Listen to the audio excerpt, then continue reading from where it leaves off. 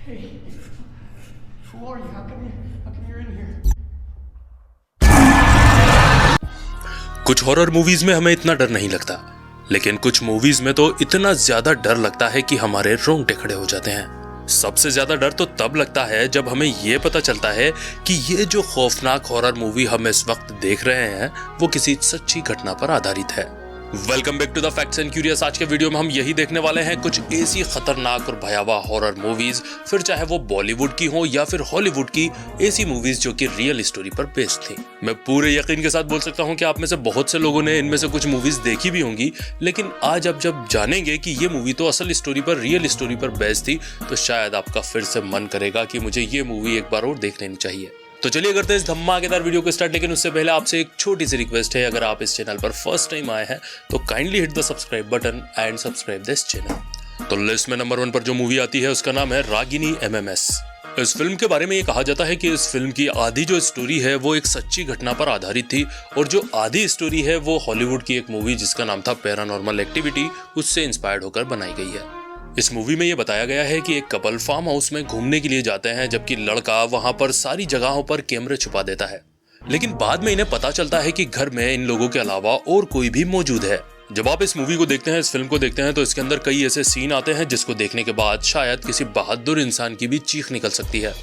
Number 2 पर आती है क्वेश्चन मार्क। इस मूवी को बॉलीवुड की अब तक की सबसे ज्यादा डरावनी मूवी कहा जाता है, और उससे भी ज्यादा डरावनी बात यह है कि ये जो मूवी है एक रियल स्टोरी पर बेस्ड है।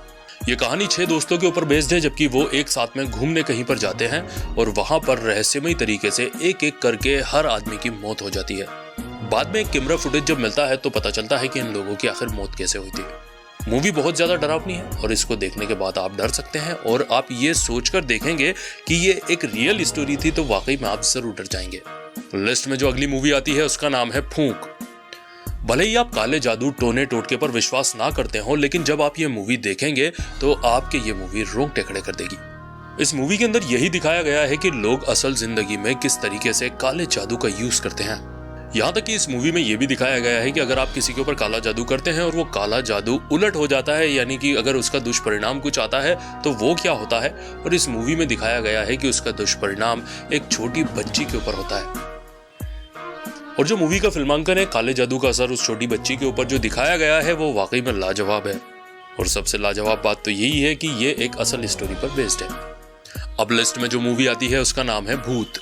आपको ये जानकर शायद हैरानी होगी कि विक्की कौशल की जो एक मूवी आई थी जिसका नाम था भूत, वो एक असल स्टोरी पर यानी कि रियल स्टोरी पर बेस्ड थी।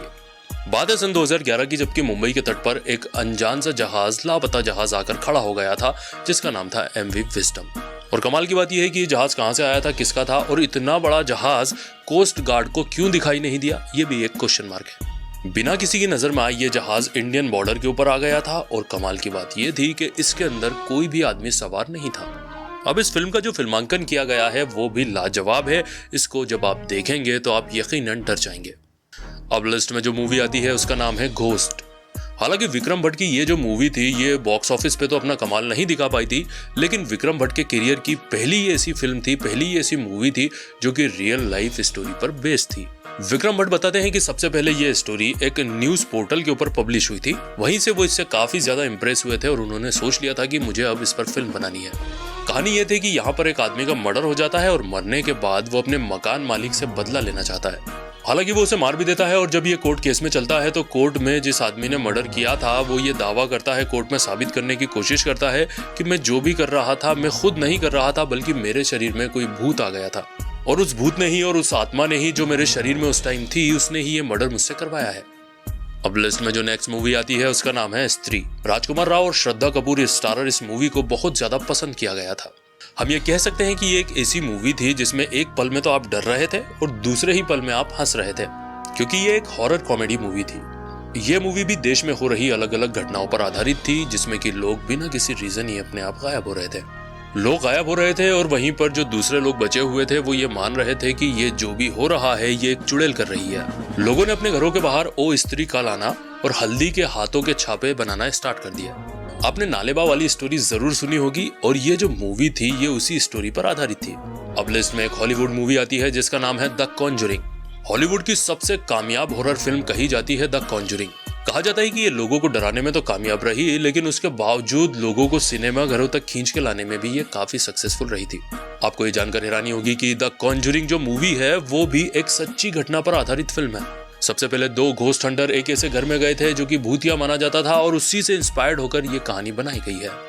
अब लिस्ट में जो फिल्म आती है उसका नाम है द एग्जॉर्सिस्ट। हॉलीवुड की सबसे ज्यादा डरावनी फिल्मों की बात हो और द एग्जॉर्सिस्ट का नाम ना आए, ऐसा कैसे हो सकता है? यह फिल्म मैरीलैंड में रहने वाले एक 14 साल के लड़के पर जो एग्जॉर्सिज्म किया गया था उसी के ऊपर बेस्ड है। जो लोग नहीं जानते एग्जॉर्सिज्म क्या होता है उनको बताना चाहूंगा कि जो हम झाड़ा फूकी या फिर किसी के ऊपर भूत आ जाता है उसको निकालने की जो प्रोसेस होती है उसी को एग्जॉर्सिज्म कहा जाता है। यह घटना उस वक्त चर्चा में आ गई थी जब लड़के द्वारा की गई हिंसा, चीखने चिल्लाने और लैटिन में बात करने की खबरें वायरल होने लगी थी। अगर हम रिसर्च करेंगे तो शायद और भी बहुत सारी ऐसी मूवीज, ऐसी स्टोरीज निकल जाएंगी जो कि रियल थी और उनके ऊपर कोई ना कोई फिल्म बनी है।